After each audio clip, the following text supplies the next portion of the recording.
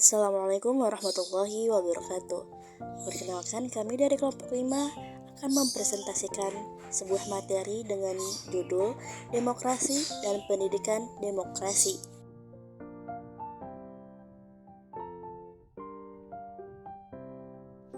Perkenalkan, nama saya Asnatul Anwar dengan NIM D1B12200.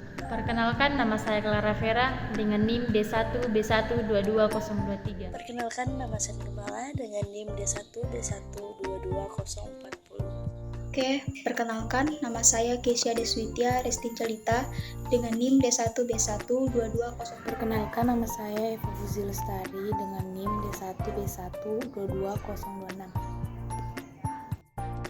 Adapun materi yang akan kami bahas yaitu yang pertama pengertian demokrasi, yang kedua bentuk-bentuk demokrasi, yang ketiga prinsip demokrasi, keempat demokrasi di Indonesia, dan pendidikan demokrasi. Baiklah, di sini saya akan membacakan materi pertama yaitu pengertian demokrasi. Kata demokrasi berasal dari bahasa Yunani kuno yaitu demokrasia atau kekuasaan rakyat yang terbentuk dari demos atau rakyat dan kratos yaitu kekuatan atau kekuasaan. Demokrasi adalah bentuk pemerintahan di mana semua warga negaranya memiliki hak yang sama untuk pengambilan keputusan yang dapat mengubah hidup mereka. Demokrasi mengizinkan warga negara ikut serta baik secara langsung atau melalui perwakilan dalam perumusan pengembangan dan pembuatan hukum. Demokrasi mencakup kondisi sosial, ekonomi, adat, dan budaya yang memungkinkan adanya praktik kebebasan politik secara bebas dan setara. Bentuk-bentuk demokrasi. Yang pertama, ada demokrasi parlementer. Demokrasi parlementer adalah demokrasi yang memberi lebih banyak kekuatan kepada legislatif atau disebut juga dengan demokrasi parlementer. Pihak eksekutif memperoleh hak kekuasaan atas demokrasinya hanya dari legislatif, yaitu parlemen. Yang kedua, demokrasi langsung.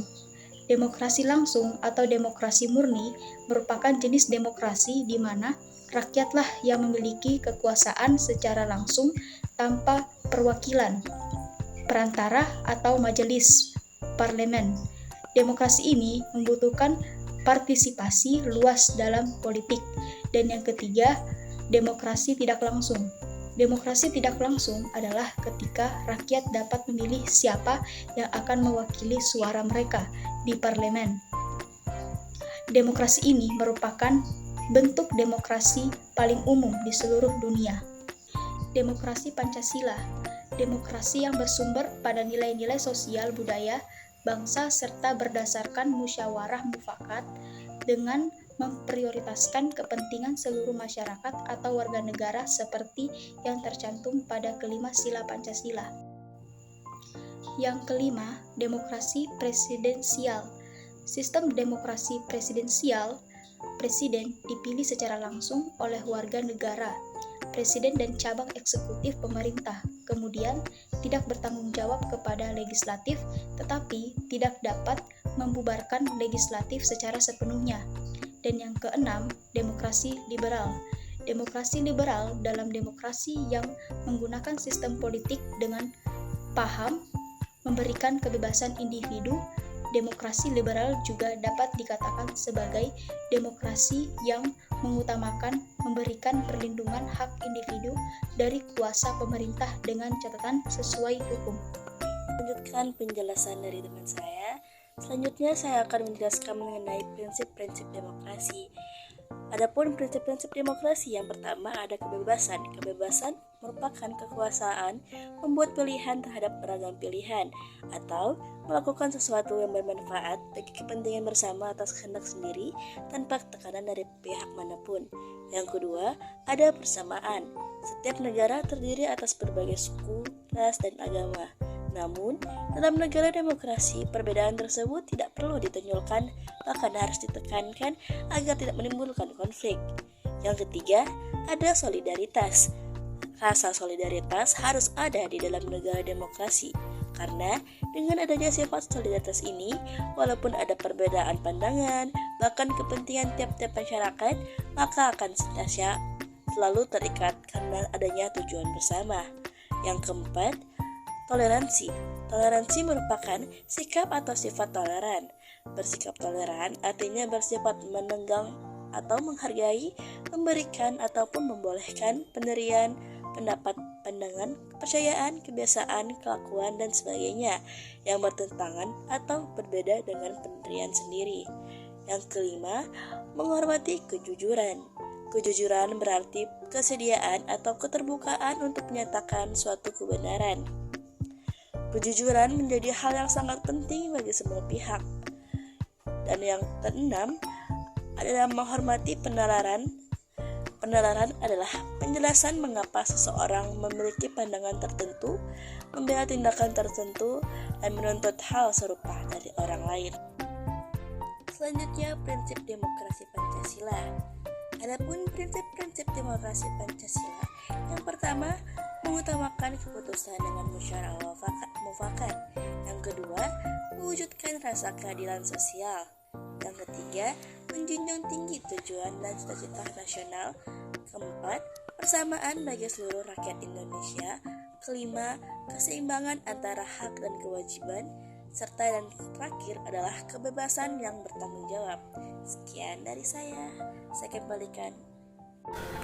Baiklah, saya akan melanjutkan pembahasan dari teman saya. Adapun yang akan saya bahas yaitu demokrasi di Indonesia. Jadi demokrasi di Indonesia terbagi menjadi 4 masa, yaitu masa demokrasi konstitusional, masa demokrasi terpimpin, masa demokrasi Pancasila, dan terakhir masa demokrasi reformasi.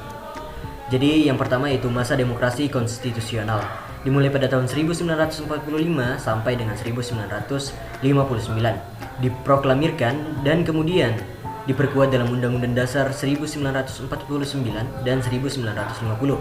Namun kurang cocok diterapkan di Indonesia sebab persatuan menghadapi musuh semakin kendor, membuat benih-benih demokrasi, sistem parlementer memberi peluang untuk dominasi partai-partai politik dan Dewan Perwakilan Rakyat.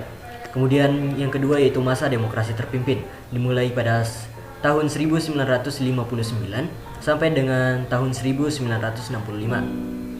Ciri-ciri periode ini ialah dominasi dari presiden, terbatasnya peranan partai politik, berkembangnya pengaruh komunis, dan meluasnya peranan ABRI sebagai unsur sosial politik.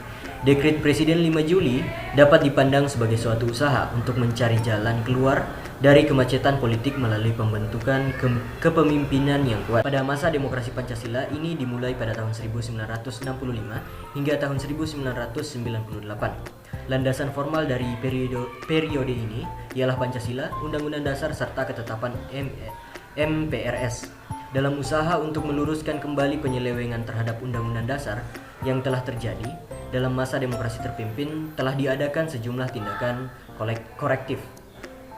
Yang terakhir yaitu masa demokrasi reformasi, yaitu dimulai pada tahun 1998 sampai dengan sekarang. Jadi bangsa Indonesia bersepakat untuk sekali lagi melakukan demokratisasi, yakni proses pendemokrasian sistem politik di Indonesia, sehingga kebebasan rakyat terbentuk, kedaulatan rakyat dapat ditegakkan, dan pengawasan terhadap lembaga eksekutif dapat dilakukan oleh lembaga wakil rakyat atau DPR. Terima kasih. Di sini saya akan melanjutkan materi yang telah dibacakan oleh teman saya, dan di sini saya akan melanjutkan yaitu pendidikan demokrasi.